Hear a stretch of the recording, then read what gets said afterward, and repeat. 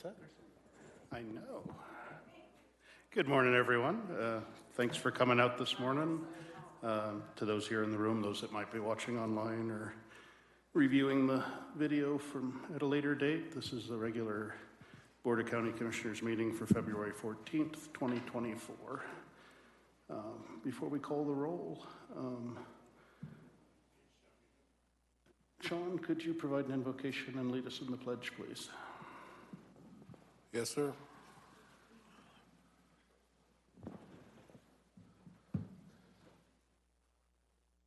Let us pray. For the word of God is the power of God unto salvation to everyone that believes in the name of Jesus. Dear Lord, Heavenly Father, we thank you for this day. We thank you for this opportunity to come together once again. We ask, Lord, that you continue to watch over this county, its citizens, and continue to meet those needs. We ask that you watch over the leadership and give them the wisdom, the knowledge, and abilities to meet the needs of the people they serve. We also ask, Lord, that you watch over those who are risking their lives daily to keep others safe. Amen. I pledge allegiance to the flag of the United States of America and to the republic for which it stands, one nation, under God, indivisible, with liberty and justice for all.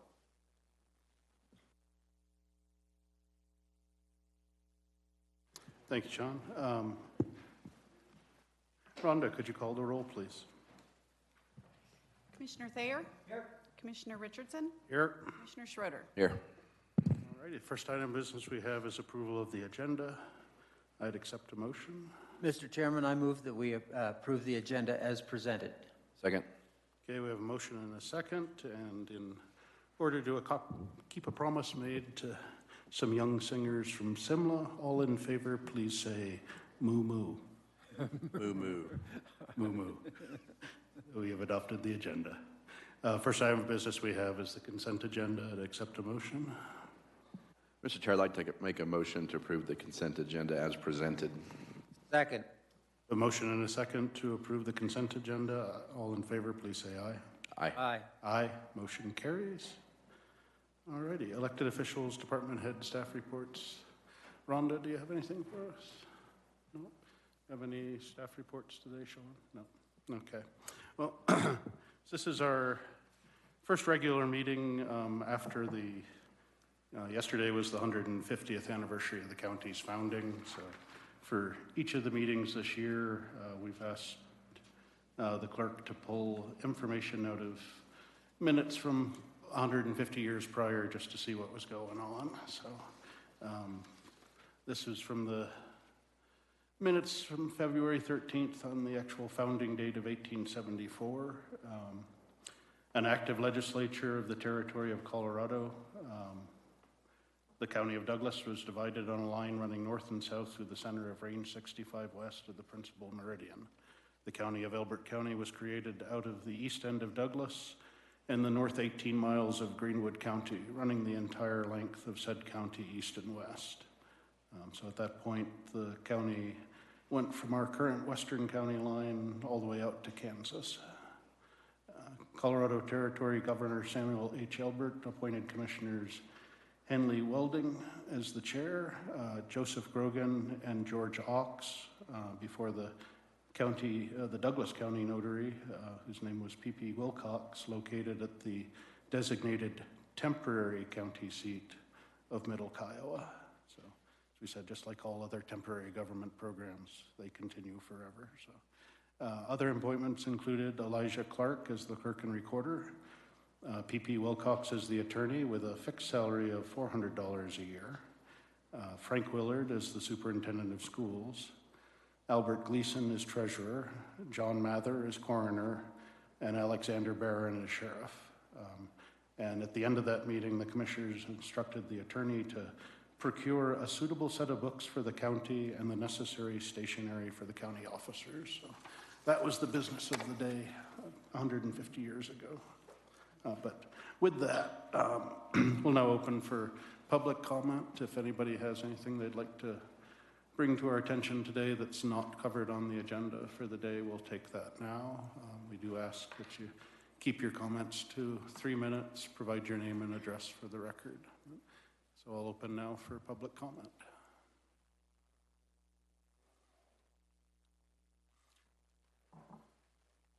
Good morning, Carrie Giblets, 19656 Wiedemeyer Road, Kiowa, on the board of the Elbert County Environmental Alliance. ECEA has recently learned that the state is considering putting forth legislation that will establish statewide regulations regarding the siting and permitting of transmission projects and solar and wind facilities. If this becomes law, it would effectively override all county regulations and take local control from the county elected officials. The state would establish statewide transmission corridors and limit what the county could impose for setbacks, wildlife analysis, and other land use elements, regardless of what the county has outlined in their 1041 regulations. This proposal also indicates a need for the state to triple wind energy capacity and quintuple solar capacity. And we all know where they'll want to put that. And it would dictate setbacks for these projects as well. The prospect of this proposal may be why Xcel has not yet submitted their application. If we allow this to become legislation, we lose our say in where transmission lines can be placed within our county and how far from property lines and residences transmission lines, wind turbines, and solar facilities can be located. ECEA stands adamantly opposed to this legislation. We're not sure what problem they are attempting to solve with this legislation. We feel that land use decisions are very impactful to local residents and therefore should be subject to local control. Each county develops 1041 regulations to, quote, facilitate the identification, designation, and regulation of areas or activities of state interest. These serve to check and balance state and local needs. According to the state, quote, the general intention of these powers is to allow for local governments to maintain their control over particular development projects, even where the development project has statewide impacts. The statute concerning areas and activities of state interest can be found in Colorado Revised Statute 2465 1-101. As you all know, Elbert County recently updated their 1041 regulations to represent a consensus of what works for our county. We cannot allow the state to override that. Colorado is such a diverse state. Every county has its own identity, its own values, its own goals. We can't have statewide regulation of these. We urge you to do all that you can to fight this legislation and to also contact your counterparts in other counties to have them join you in this. Thank you. Thank you, ma'am.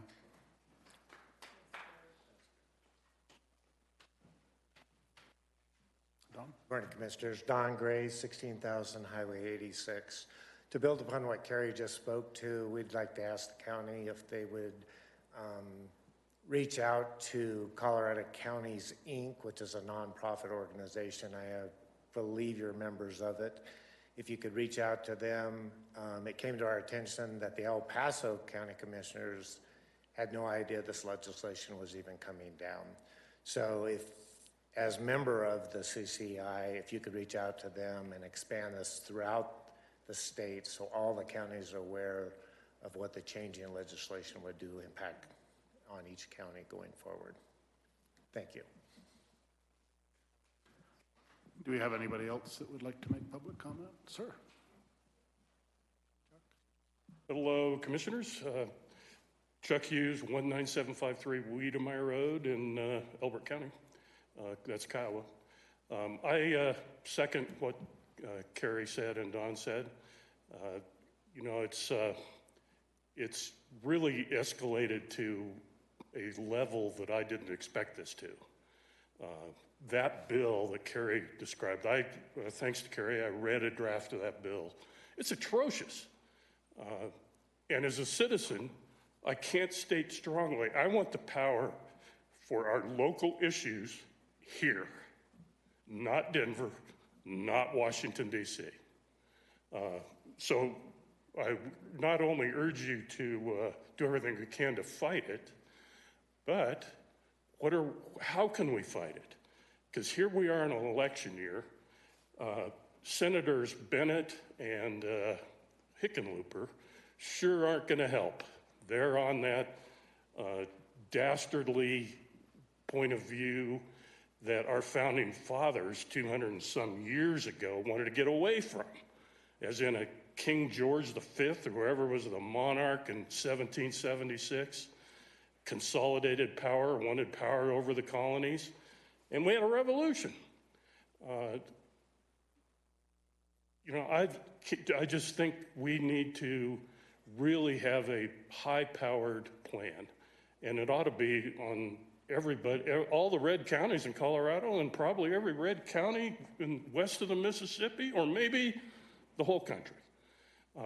But our senators aren't going to help. Ken Buck's a lame duck. I like Sonnenberg. If I can make a recommendation, I talked with Sonnenberg a few times about the power line problem. He seemed sympathetic and seemed like he was going to do something about it. And then he goes, well, I'm term limited, I'm out of here. Problem with politics sometimes. But I would like to come up with a plan to at least find out what Sonnenberg and other Republicans for that House district would take on that. I wish we could get some help from Hickenlooper and Bennett, but I don't see that happening. It's almost like they take that view because the President of the United States, the current one, can memorize a $5 word, existential, and make himself seem really smart and really with it because he can use the word existential threat. And it just amazes me that they look at that. When it comes to global warming, every time I hear global warming, I think of my 10-year-old daughter coming home from elementary school, hysterically crying, saying that she was told she would not live to adulthood because That's 3 minutes. because of global warming. Well, guess what? My daughter has a birthday in a couple weeks, 46th. They're kind of working on making me a great-grandfather, and she's going to be a grandmother. She's still here. We're still here. And every photo I see of now and then of global warming is photoshopped. And they haven't convinced me that global warming is anything near existential threat. So thank you. Please, let's fight this. Let's get together and fight it. This bill is not what this country was built on. I agree. Thank you. Thank you. Literal mic drop. If you need your microphone destroyed, just call me. Will do. Do we have any else in the room that would like to speak? All righty. Not aware of anybody that had submitted any email comment. Oh, yes, sir. I'll support that as well. Thank you. My name is David Healy. I live at 2795 Gold Creek Drive in Elizabeth, and I support this fighting this bill as well. People are living in a dream world in Denver, or a lot of them in Denver, because they don't realize what they're asking for.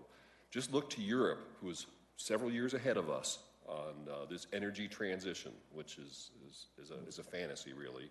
And look at the prices they're paying for electricity.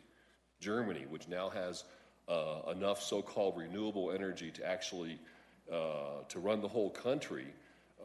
You have to remember, wind only runs about a third of the time, so you have to use expensive backup. Well, they're paying electric prices close to 50 cents a kilowatt hour. Our 15 cents or so that we're paying out here is quite a bargain. Same thing's happening in the UK. Germany now, of course, is restarting coal plants. This is just as plain foolishness, and the wind farms are just hideous.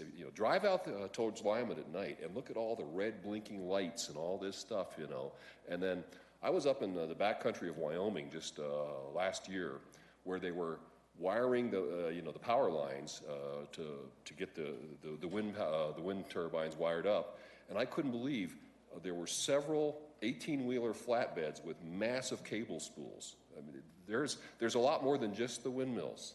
There's the cable spools, there's the solar farms. We're back east. They're clear-cutting hundreds of acres to put solar farms in. This is something that looks like we have a chance to stop it, although in this state I'm not sure we can, to be honest with you. But I'm opposed to it as well. Thank you. Thank you, sir. Alrighty, last call in the room. Okay, with that, I'll close public comment at this time. Just kind of to keep you aware of where we're at. So actually from 11 to 1 today, we've got a Zoom call that Colorado Counties Inc., CCI, has set up with Senator Byron Pelton, who's got Senate District 1, which is pretty much everything north and east of us, and our Senator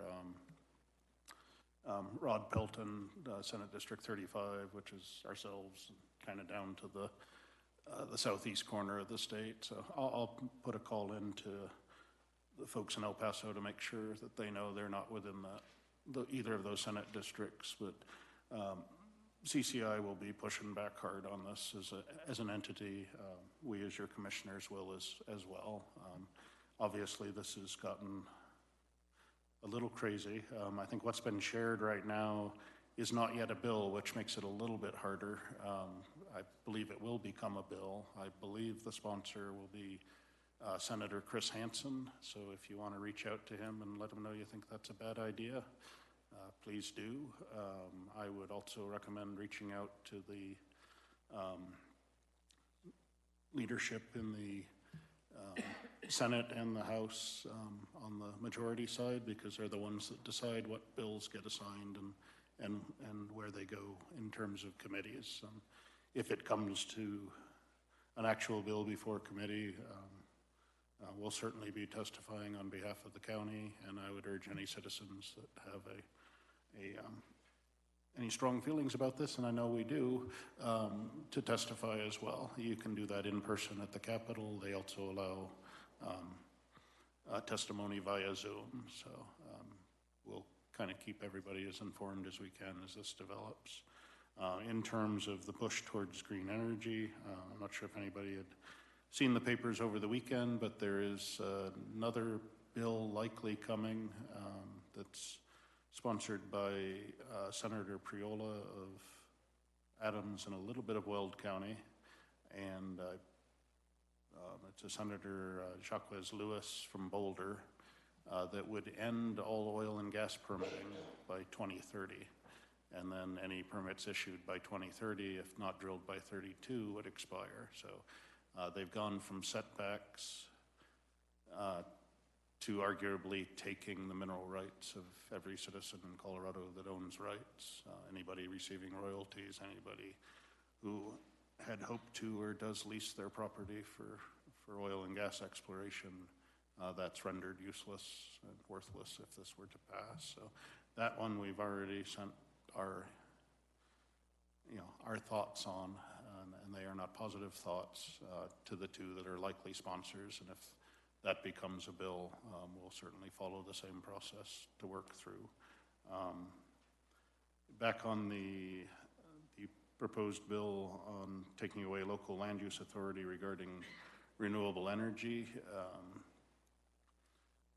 that one, from what I gather, what sparked that is supposed pushback and denials from Weld County for 2 wind farms, and their reasoning was it was at the request of municipalities. The 2 wind farms, or maybe they were solar, were located quite close to municipality borders, and the municipality had some issues with supporting traffic and other things that would be generated in that area. Those are the only 2 that they have denied throughout the years, and they have plenty of wind and solar up there. So to me, it's kind of a red herring of an excuse to try to move forward with this.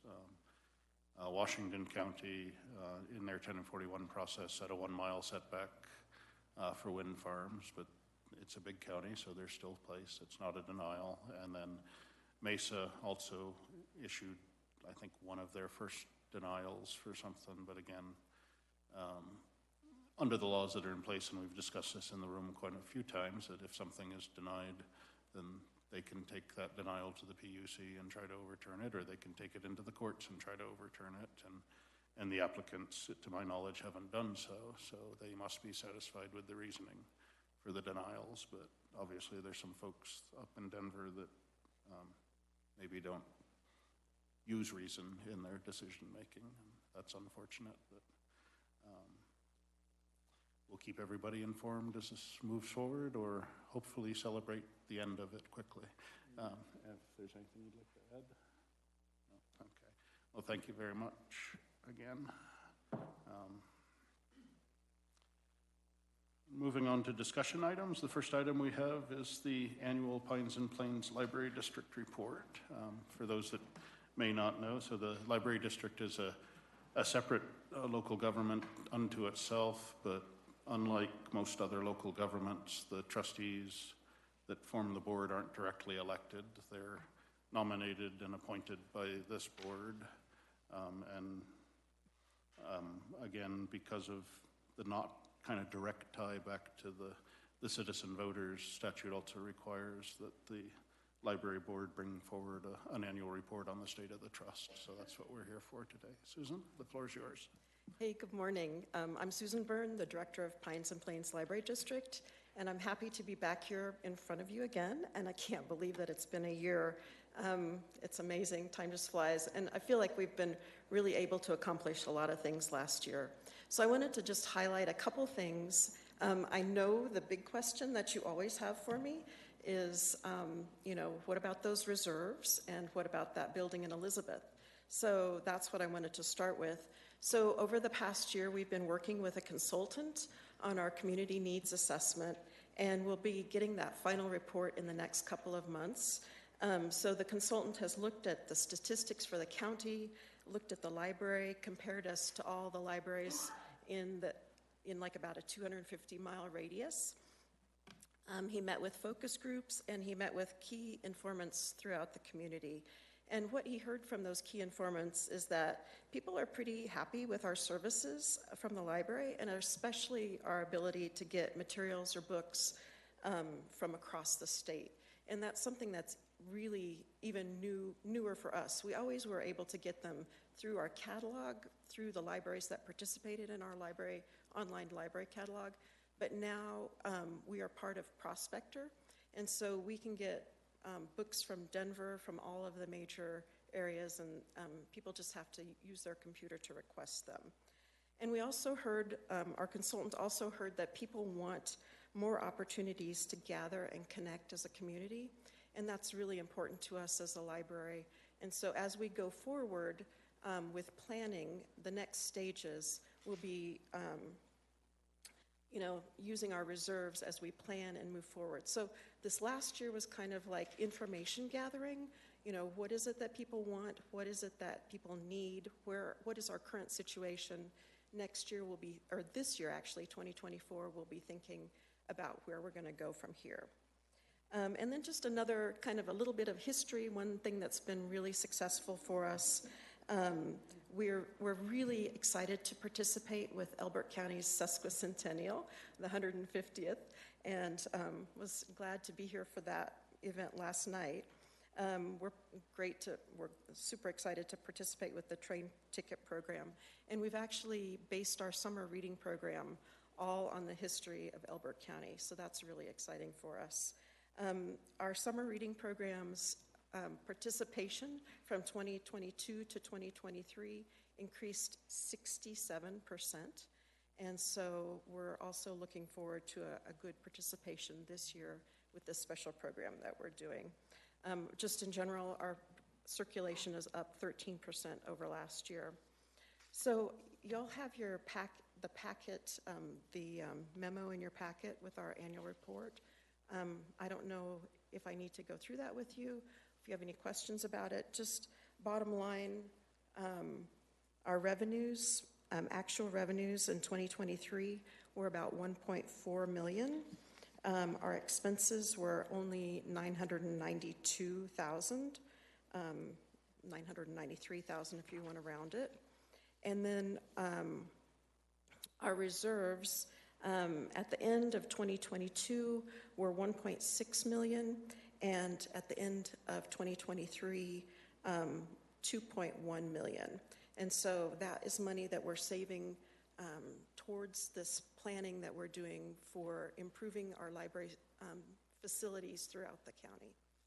So y'all have any questions for me? No, thank you. Any questions or comments?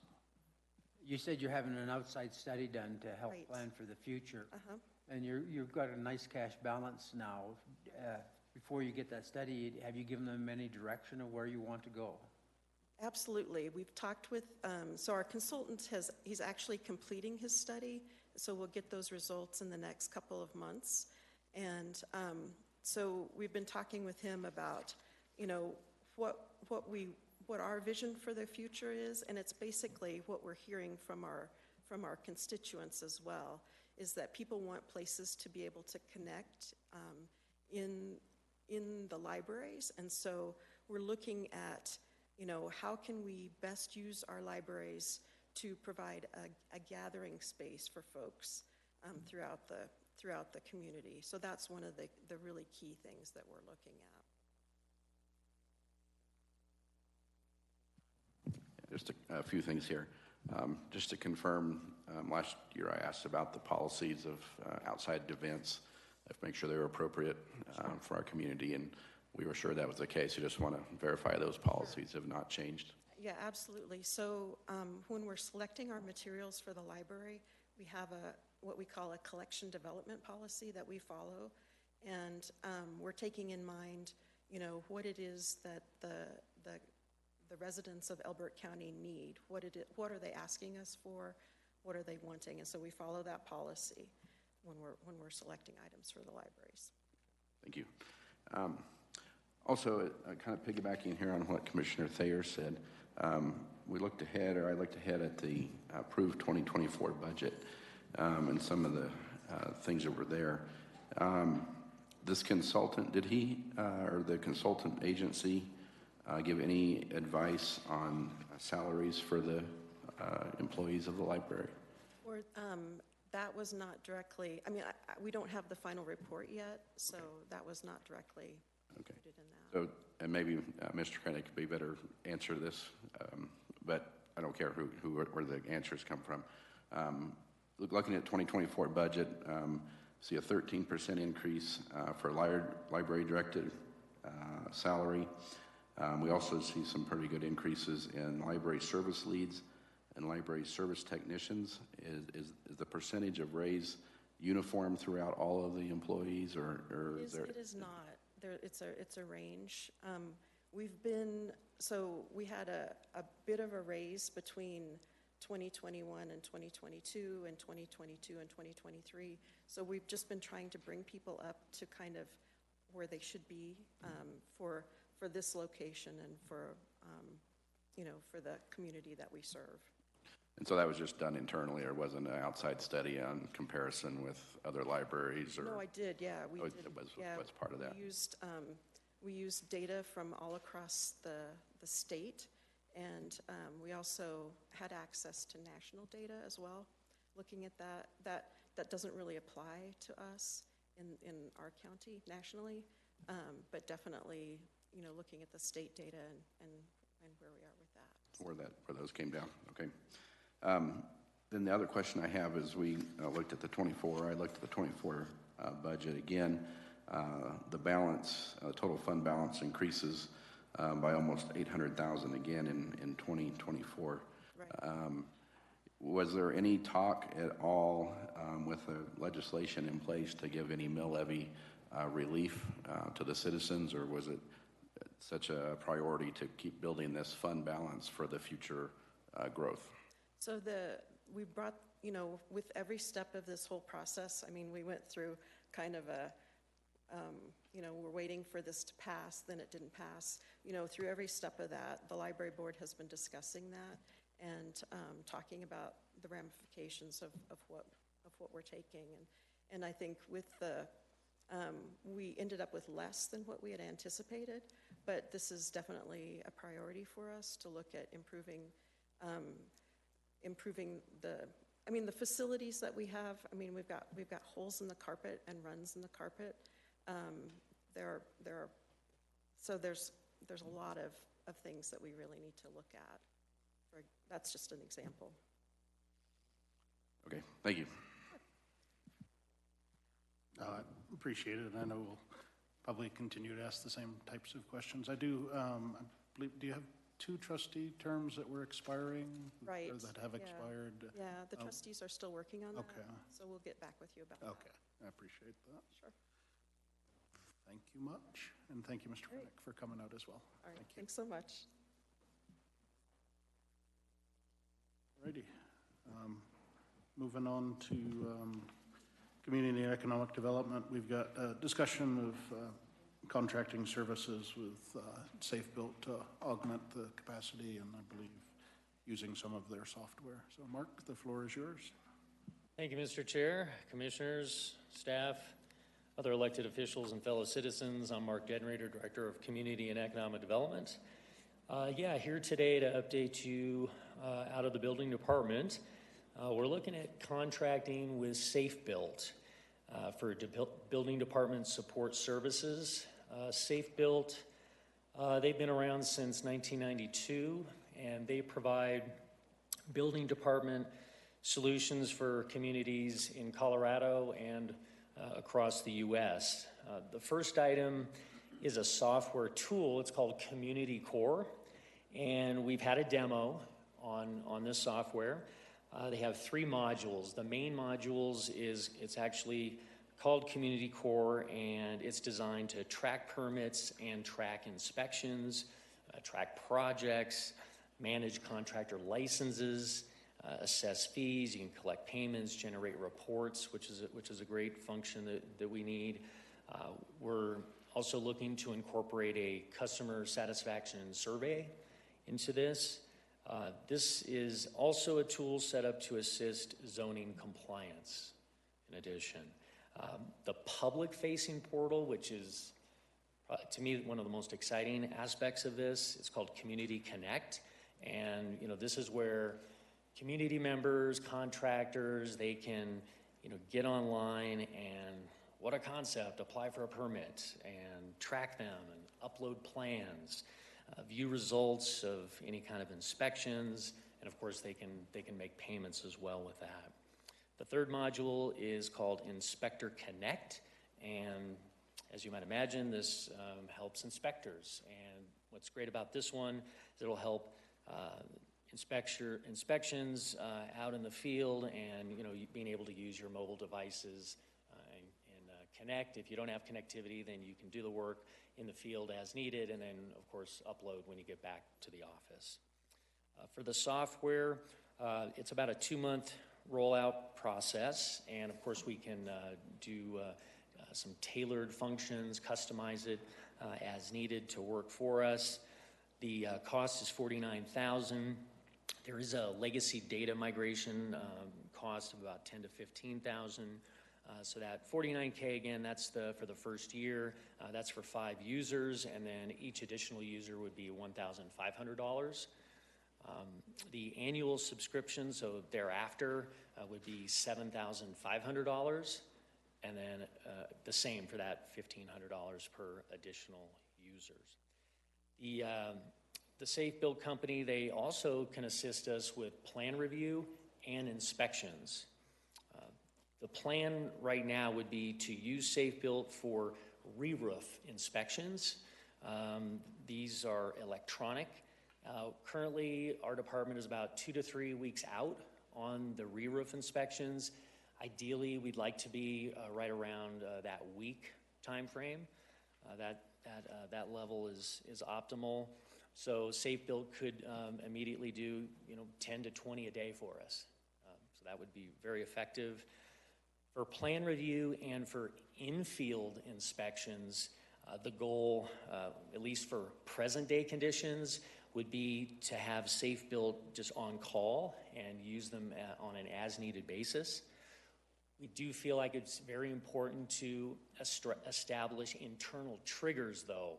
So right now, let's say if we're Once we get to like 10 to 14 days out on plan review, then we could contact Safe Built and let them know that it's potentially coming, that we're going to need their services. That's one way to look at it. I will give you just a current update on the department, where we are with some of these pieces. So with plan review, we're 5 days out right now. They're doing a very good job. Also, with regard to in-field inspections, it's next day. We do know, and the reality of it is that what we're seeing right now may not be what we see tomorrow. So conditions can change rapidly, obviously, and then we plan to adapt with Safe Built's resources that would be available to us. Just on a side note, as it relates to the team, just a communication piece, just want to share this with you. Communication with the public has, I believe, really been enhanced over the past few months out of the building department. Email responses are same day. Phone calls, again, what a concept, picked up live on a daily basis out of building department.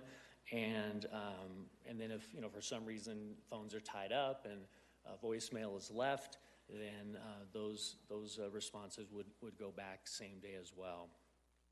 That said, my philosophy and motto is there's always room for improvement, so we're continually pursuing what we can to elevate our customer service.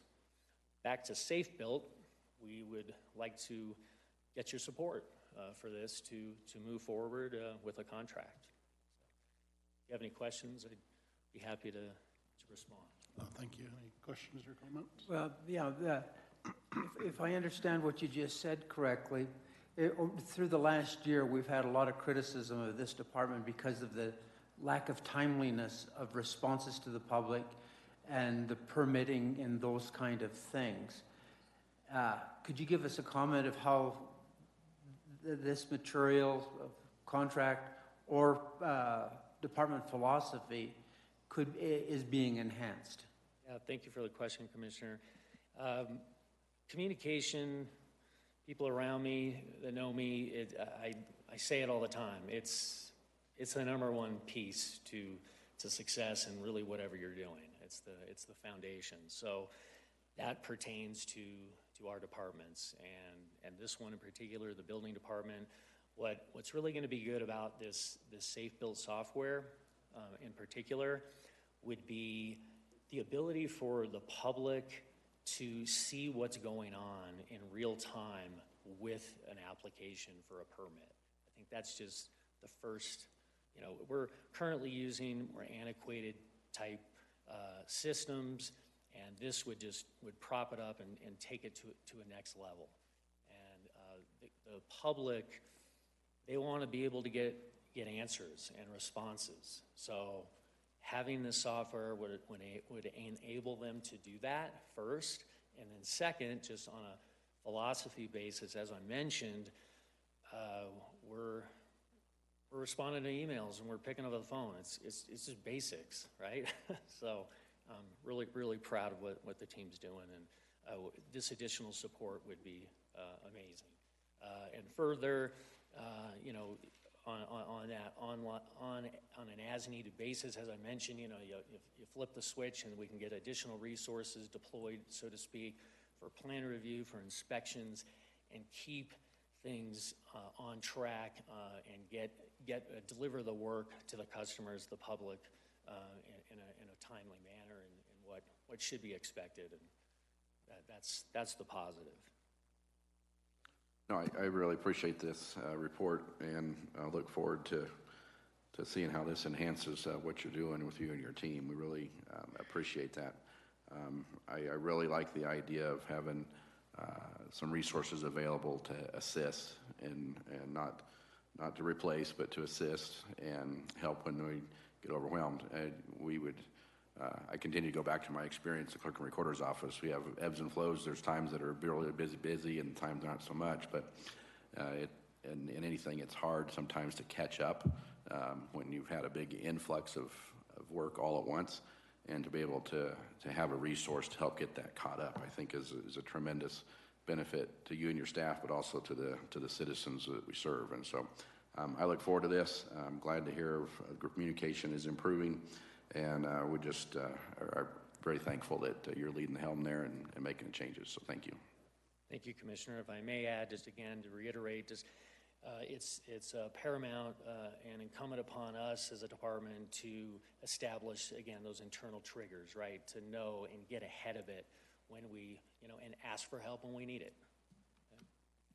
No, and I appreciate the thought that went into pulling this together. I think using safe-built software will definitely make, the times when you may need augmentation from safe-built personnel, either plan review or inspection services, a lot more seamless. They're not coming in having to use a different type of software than they're used to.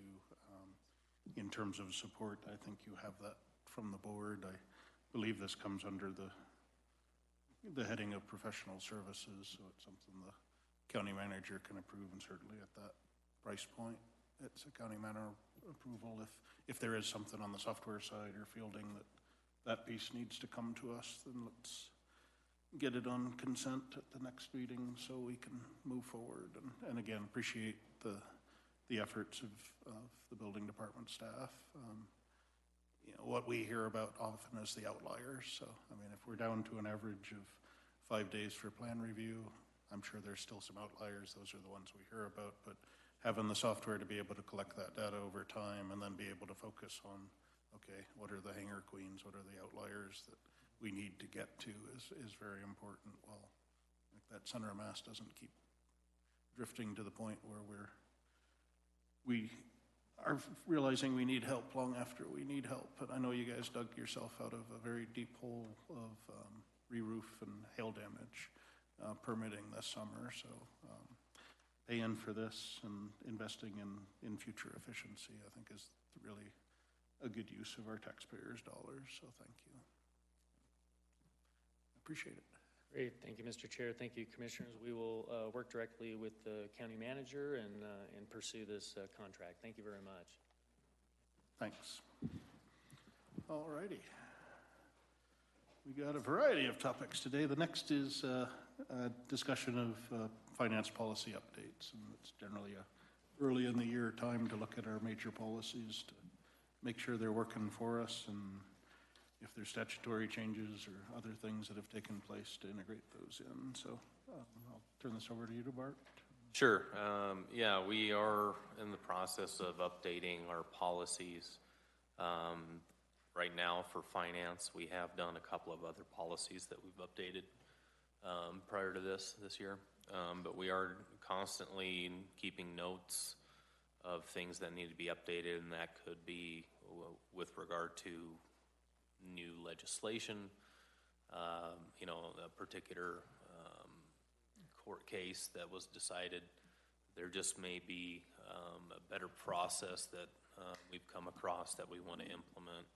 And I know Tiffany's here if there's further questions specifically. She's obviously the head of the finance department, and so she could probably talk specifics, but I can tell you some of the areas that we have augmented or improved at this point is,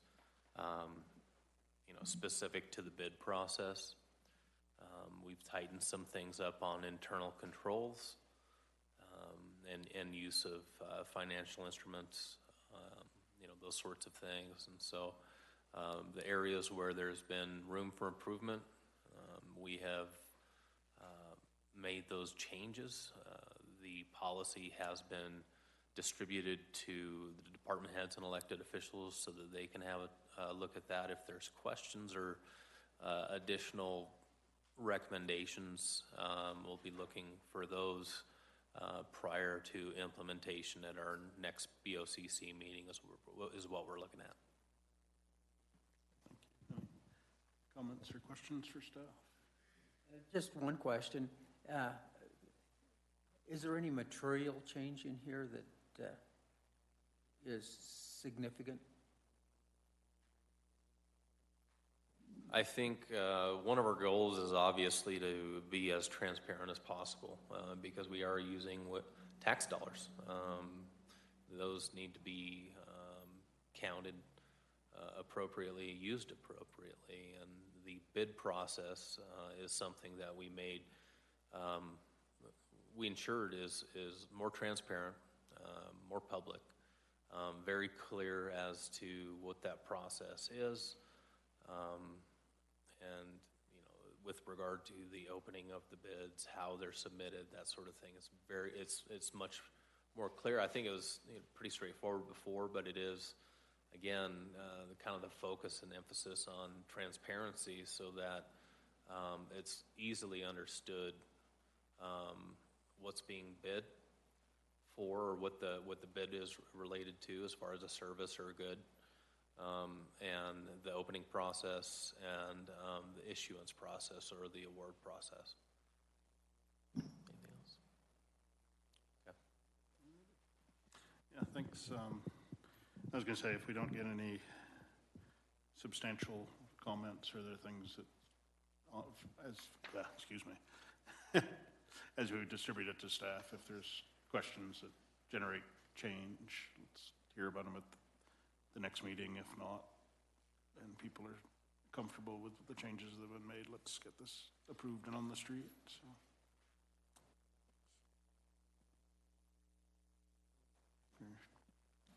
If I may, the only addition to make it clear is that putting the bid process in finances hands gives us a better control of how it's being done unilaterally across the board, transparency, everything's done the same. The questions will be answered by the same people who know the policy better than everyone, and it gives the public someone they can contact directly. No, thank you. Alrighty. Anything to add, Tiffany? Oh, okay, thank you. So moving on, we've got, I think we're getting close to what we needed for renewal of the medical care contract for the sheriff's office. Yes, thank you. This is something we've been working on pretty much since spring of last year. And particular changes after my review of the contract, it's pretty limited. Really, one sentence in the entirety of the contract is what I was asking for. It took up until Monday of this week to get that change made by that company, which is much longer than I expected, to be frank. But that change has been made.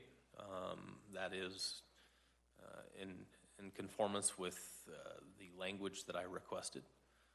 In particular, that particular change required the firm themselves to do background checks on the potential employees that are going to be providing healthcare services to our inmates at the jail. That was not clear that was going to happen at all. In fact, I think the onus in the contract had been placed on the county, which, in my opinion, probably fell short of where it needed to be.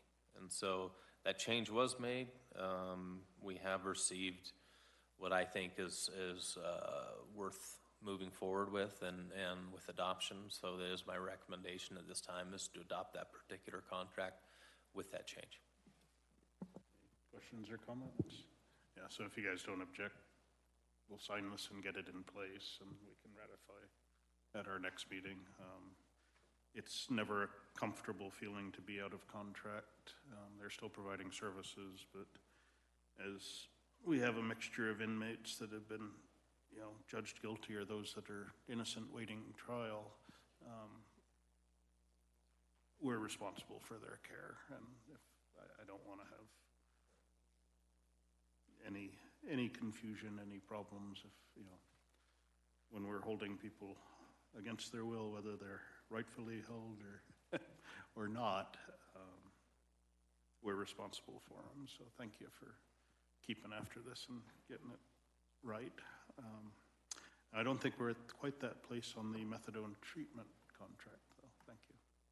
Yeah, I can speak to that as a separate issue as well. It's also a contract that deals with the jail and treatment of jail inmates potentially that have an opiate, a need for opiate treatment prior to reaching the jail, not something that they just decide they need when they're bored inside the jail.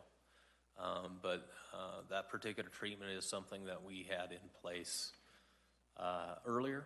It's a contract that was reviewed prior to the conclusion of last year. I haven't heard what in particular happened, but I did hear from the Sheriff's Department that that was no longer a contract that was being serviced, or service was not being provided by that particular provider to the jail any longer. It is a service that is required for particular inmates. And so we are looking at that new provider, that new contract, even though we thought we would be covered for the entirety of 2024. There's some particular changes that have been requested or recommended. At this point, we're still waiting on those changes to be made by the vendor. Hopefully that'll move along quick. I would recommend that we continue to have this particular discussion item on the agenda moving forward. And I will do what I can to ensure that this is moving forward with progress so that we can get that nailed down as well. Any questions, comments? No? Yeah, please work on that one. And then I'm a little, I don't know if you have concerns, but can you look at the contract for the folks that I guess are no longer responding to us, to if we have to do anything formal to notify them that we're dropping them as a provider. I just would hate in the future to get into a position where we're paying another party, and the one that we're still under contract with says it was their service. Yeah, I'll dig into that a little bit more and ensure that the formal cancellation is either in place or we are moving forward with whatever formalities need to occur. Okay, thank you. All righty. Moving on from attorney stuff. No. Discussion regarding fairgrounds projects. Gary, if you would. I think this is your first time up here in a formal meeting, so Yes, it is. welcome. About as scared as a long-tailed cat in a room full of rocking chairs. We'll be gentle. Okay, we've had a couple of meetings about the fairgrounds and some projects. It came up that they want some more bleachers and a parking lot. So I have got some stuff here for you about bleachers.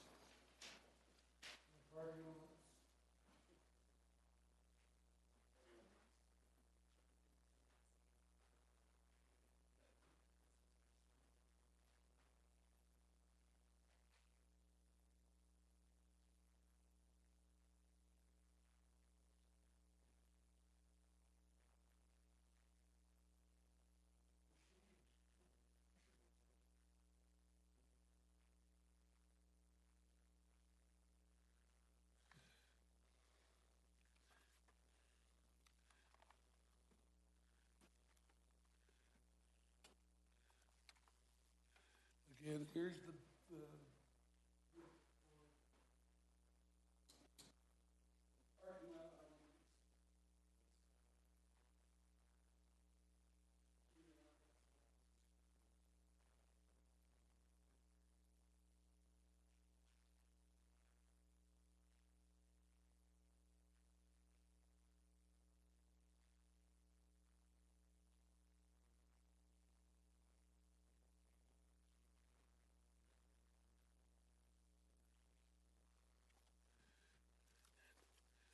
And then I spent the biggest part of my first month just walking around the fairgrounds.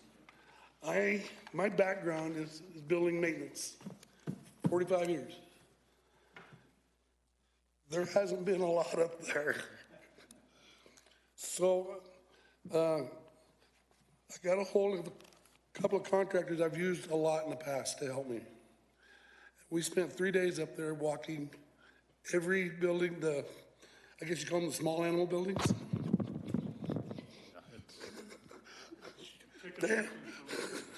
So I've asked for them to put some prices together for me. And these two companies are cleaning together now. And I have pictures here too. We've got rotten wood, we've got some broken trusses that they can fix.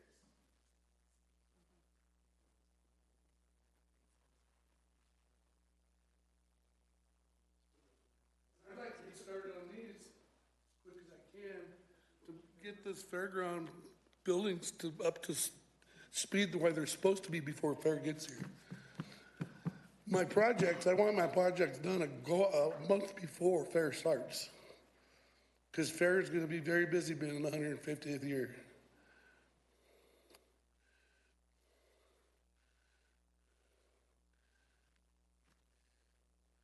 So for the small animal barns, is that just repairing them and bringing them to a safe standard for Yes, now? yes. And that open pavilion there on the south end, it just needs to disappear and get a new one. If we get one of them big old heavy snows in April, it'll be on the ground. I'm afraid. I really am. And I know there was some talk at one point of moving the warm-up arena to the Yes. southern end. Is that ongoing, or is that? That is ongoing. I got 2 bids on that, and I'll bring them up to you. I think I forgot to bring them. Okay, no problem. No, I didn't.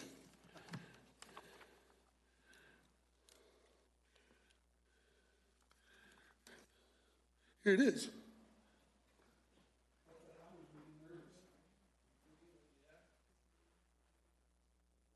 I didn't have the other bid.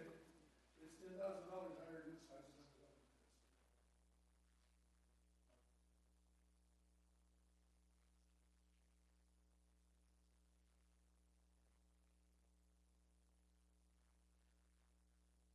And I talked to Core Power.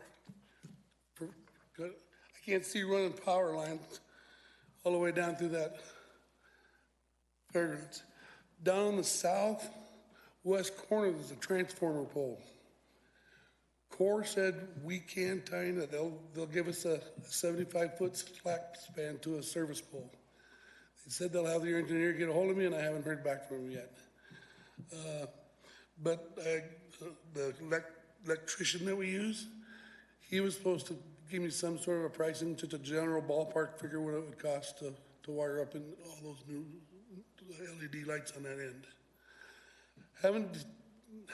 Don't know what to do about a crow's nest yet. Still thinking about that one. I thought about just getting like a 12-foot storage container and putting it on steel legs and putting it in concrete and then just build something out of a storage container. Actually, the costs are less than I would have anticipated. They're a lot less than what I anticipated. And it will make a big difference. So this will level out and put crushed asphalt on the parking area. Well, that parking area came in about $200,000 higher than what I was thinking, because I thought it was going to come in about $400,000. Okay. And while you're looking at door work, I know the sheriff had expressed he'd really like to get kind of one-way traffic circulation, come in the main entrance and kind of. Well, according to the master plan, it's kind of already set up. It's supposed to be set up that way. Okay. So it may be But I don't think signage. nobody's ever put the signage up. All right, we can do that. So you're comfortable, you can get this done Yes. before fair? Yeah, that's, Yes, you give them, say it go and I'm gone. okay. I think we should be able to say go. This is all stuff that's been needed for a long time, and this is, you know, the best year to do it, because 10 years ago, we can't do it now. So, no, thank you. The only question I have is, does all this comply with the new finance policy? We don't have it yet. We'll make, between the people in this room, I know it'll be done right. So. Yes. Yeah, this will take, I believe, an appropriation because as we were changing over in personnel and didn't have you available to do all this planning before budget. The money is there in fund balance and various accounts. We just need to make sure we've appropriated it properly so people get paid. So, Okay. Then, like I said, I did get a copy of that master plan. I kind of gone through it since, from what I can tell, since 2012 to this year, only 5 projects have been done off that master plan. I'd like to get back on track and keep moving forward with that. yeah, probably at some point in the next month or so, if you could bring back kind of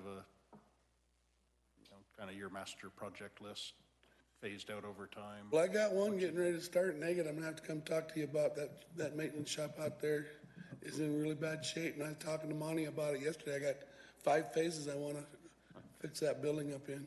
Okay, no, I think that's important, and we've got, I mean, we'll be talking about that next, but we'll be starting to talk about the 25 budget, so probably mid-year, Okay. June, July, we need to really be looking at what do the next 3 or 4 years look like for facilities, so. Well, when I was talking to Monty yesterday, I told him, I said, do we want to fix it, or do we just want to level it and start over again? I says, because I don't want to put a Band-Aid on a bullet wound. I want it done right. I guess look to you to see what right looks like. No, I appreciate this.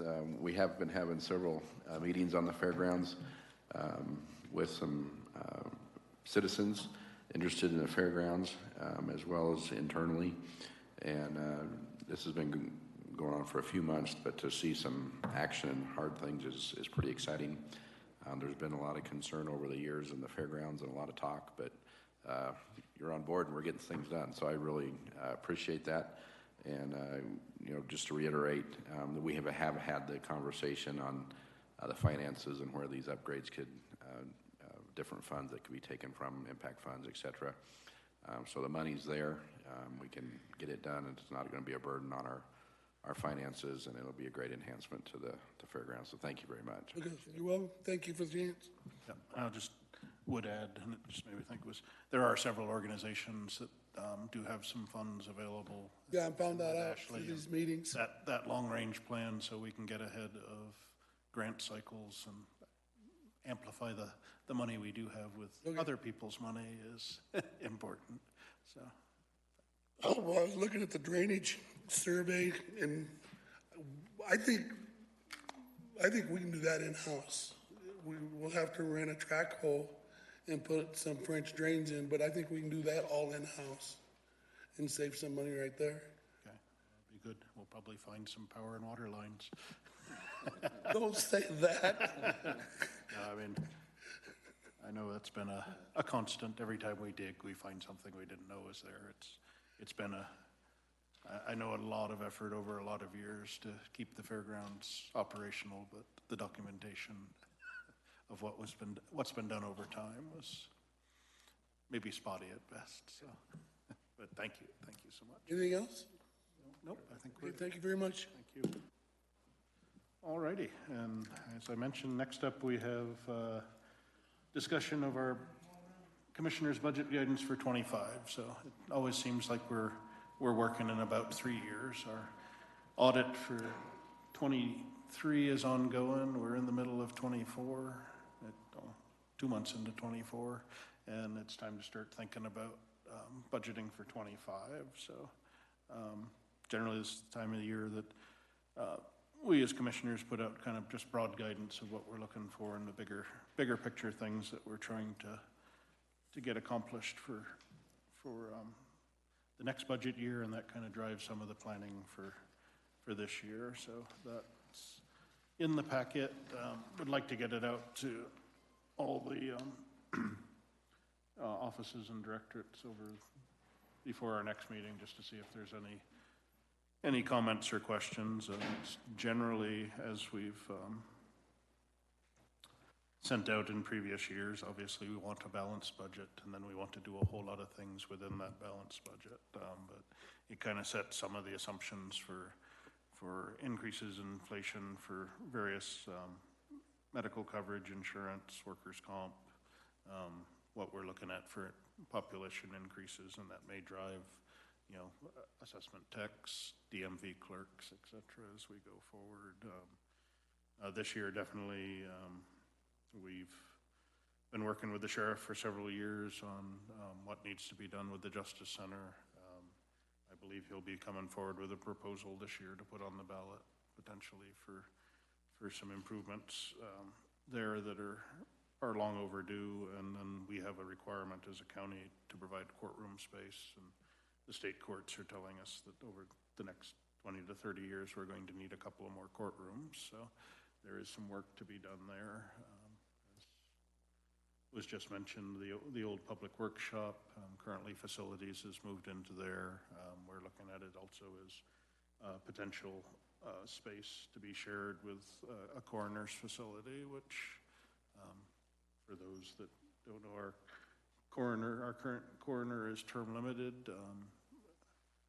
Sandy and her husband over about the last 40 years have been our coroners for the county, and they operate out of their home. That is not something we can ask the next person who runs for coroner to do. Their spouse might have an issue with coroner operations taking place on their property. So we're growing up a little as a county, and it's time to take care of that properly as well. So there's quite a bit packed into this, but any comments from you guys?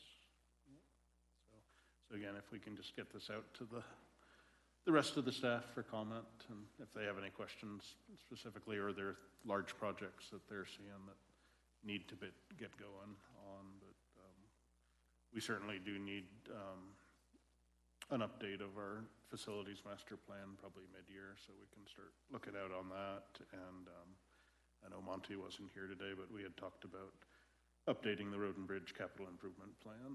That's been in place for several years now.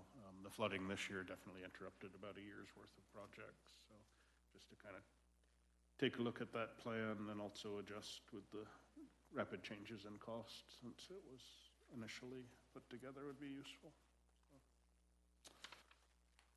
All righty. With that, we'll move on to our action items for today. First is consideration of the January 24 minutes. Mr. Chairman, I move that we approve the January 24, 2024 minutes as written and dispense with the reading of those minutes. Second. We have a motion and a second to adopt the January 24th, 2024 minutes as presented and dispense with the reading. All in favor, please say aye. Aye. Aye. Motion carries. And the second action item we have today is consideration of a resolution regarding supporting the efforts of Texas to secure the southern border. This is one that quite a few citizens have reached out to us about, and I know in the news lately with now, even this morning on the drive-in, with Denver looking at trying to reduce their spending across all departments by 15% in order to take care of the influx of folks that have entered the country legally or illegally, and they've been either made their way here or been shipped to the Denver area, becomes very concerning when we're on the edge of a metro area. 30% of the state population surrounds us in El Paso, Arapahoe, and Douglas. We are certainly outside of the high commute times, a relatively short distance from Denver. We are not a county that has places to house people. We've got very limited human resources and public health resources. So this is just not, I guess, something we as a county want to participate in. We do have a draft resolution. I'll read it, and then I guess we can have some more discussion. But it's Resolution 24 to be determined, expressing support for the efforts of the state of Texas to secure our nation's southern border and calling on neighboring jurisdictions to terminate their sanctuary status. And it reads, Whereas the Board of County Commissioners shares the concerns expressed by citizens regarding the potential impacts of migrants illegally crossing unchecked across our nation's southern border and flowing into Colorado's Denver metro area, and has already experienced a surge in local trafficking of fentanyl smuggled into our nation. And whereas in 2017, the Denver City Council passed an ordinance effectively making Denver a sanctuary city by prohibiting city employees from collecting information on immigration or citizen status, prohibiting the sharing of other information about individuals for the purposes of immigration enforcement, and prohibiting the use of city resources for immigration enforcement. And whereas Denver counts the highest number of illegal aliens per capita of any large city in the nation, and the mayor of Denver on January 31st, 2024 stated, "This is both a humanitarian crisis for the individuals that are arriving, and it's a fiscal crisis for the cities that are serving. These are the two crises we are heading for right now." Whereas Elbert County, which borders the metro area, lacks the human services, public health, law enforcement, and housing resources and infrastructure to assess the impacts of any measurable influx of migrants who entered our nation illegally. And whereas in fiscal year 2023, the U.S. Customs and Border Protection reported more than 3.2 million migrant encounters nationwide, of which 2.4 million, a number exceeding the total combined population of Denver, Boulder, Broomfield, Adams, and Arapahoe County, were recorded at the southern border.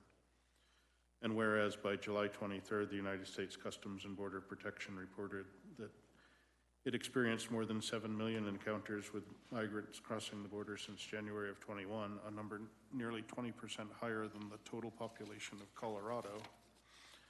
And whereas the Border Patrol processed more migrants who entered the U.S. illegally in December of 2023 than any month in the agency's history. Whereas the executive branch of the United States has a constitutional duty to enforce federal laws protecting the states and the citizens, including the immigration laws that are currently in place. Whereas the current administration has failed to enforce those laws and even arguably violated them, resulting in an unprecedented influx of illegal immigrants entering the U.S., and whereas Texas has appropriately stepped into the vacuum left by the inaction of the federal government and exercised its rights of self-defense under Article 4, Section 4, and Article 1, Section 10, Clause 3 of the U.S. Constitution, protect all Americans from the impacts of historic levels of illegal immigrants and deadly drugs like fentanyl entering our country. And whereas the governors of 22 other states have concurred that the federal government has advocated its constitutional responsibility to secure our borders, Texas has every legal justification to protect the sovereignty of our states and our nation. And whereas Elbert County supports legal immigration to the U.S., and whereas Elbert County recognizes the plight of those seeking refuge and asylum from oppressive governments in other parts of the world, and while Elbert County respects the history of the U.S. as a beacon of freedom and opportunity to the world, and whereas those who pay taxes and follow the laws of the land have been unfairly exploited and burdened by those who do not and choose to not follow the laws of the land, now therefore be it resolved that the Elbert County Board of County Commissioners of Elbert County, that Elbert County supports and upholds the rights of those legally in our communities and currently paying taxes to support the services we provide to our community. And Elbert County recognizes this humanitarian plight and supports legal immigration through the proper channels of government. And Elbert County officially declares its support for the actions taken by the state of Texas to address the clear and present danger that an unsecured border of our nation represents to the people of our county. And while Elbert County urges the governor of Colorado to join the governors of the 22 other states supporting the actions taken by Texas and demand the executive branch of the federal government fulfill its constitutional duty to enforce current immigration laws and secure our nation's borders. And Elbert County expressly affirms that the county is not a sanctuary jurisdiction and calls on the cities and counties of the Denver metro area, including the city and county of Denver, and the new Denver mayor to publicly do the same. And then signatures by the three of us. Comments or things to add? as a legal immigrant to our country? Yeah, I am a legal immigrant, and it took me several years to become a citizen. But there was a legal process that I went through, and of course I had an American wife, so that helped. But the whole point is that I've had several citizens, particularly people up in the northwest corner of the county, call and ask, are we a sanctuary destination? And I have mentioned what we're going to adopt today, I assume we will, is that we are not a sanctuary place. And secondarily, we don't have the facilities to become one. So I think it's important that we recognize that we are not. Just to piggyback on this, is an issue as you look at the polls nationwide is a forefront on everybody's mind right now, and we felt it was very appropriate to make it clear where we stood. And from our comments that we've had from the citizens, I think this will be very well supported and agreed upon. And I'm just glad that we can do our part here to express the citizens' desires. Yeah, and I think, as we talked at length yesterday at the 150th kickoff, that, we are a welcoming county, but we're also a law-abiding county. We are kind of folks that are self-sufficient but willing to lend a hand to neighbors when they need them. But this has become a problem larger than just being neighborly to folks. And the fact that the federal government is suing to stop Texas from just trying to secure their own borders and not be overwhelmed themselves, to me is kind of appalling. And then when you start looking at the numbers, and the fact again that Denver, for large cities in the U.S., has more people per capita that are arriving illegally or crossed illegally and were made temporarily legal. I don't know how you even describe what's going on now. They are going to get overwhelmed. And if Denver is going to start, immediately, I think they curtailed in-person renewals on DMV. They're starting to draw back on the services they provide our own citizens. And I don't think that's sustainable. So we just wanted to make sure this was out publicly. We can't be a destination for people that aren't somewhat self-sufficient. We just do not have the resources here. So I don't think we are truly a destination for people to come to, but we, again, wanted to make that very publicly clear. So I would open now if there's any public comment on this. Okay. Seeing none, I'll close public comment and ask for a motion to approve. Mr. Chair, I enthusiastically move that we approve Resolution 24 TBD expressing support for the efforts of the state of Texas to secure our nation's southern border and calling on neighboring jurisdictions to terminate their sanctuary status. Second. We have a motion and a second to adopt the resolution as presented. All in favor, please say aye. Aye. Aye. Aye. Motion carries. All righty. I know it kind of confirms what we've always believed, but sometimes it's important to put things on paper as well. So we do have land use this afternoon. This is the kind of the end of our formal business. I know we talked about bringing the finance policy back for final approval afterwards, ratifying signature on the WellPath agreement for the Sheriff's Office. As quickly as things are moving legislatively, we'll probably have quite a few letters that we've signed going with our support or opposition to various legislation to be teed up on consent for the next one as well. Do you have anything you'd like to have added? Okay. Methadone treatment. And methadone, thank you. All right. So that gets us started on our meeting for the 28th. It's 10:19. We'll be in recess till 1 p.m. and we'll reconvene here we have a variance and a final plat to consider. Thank you.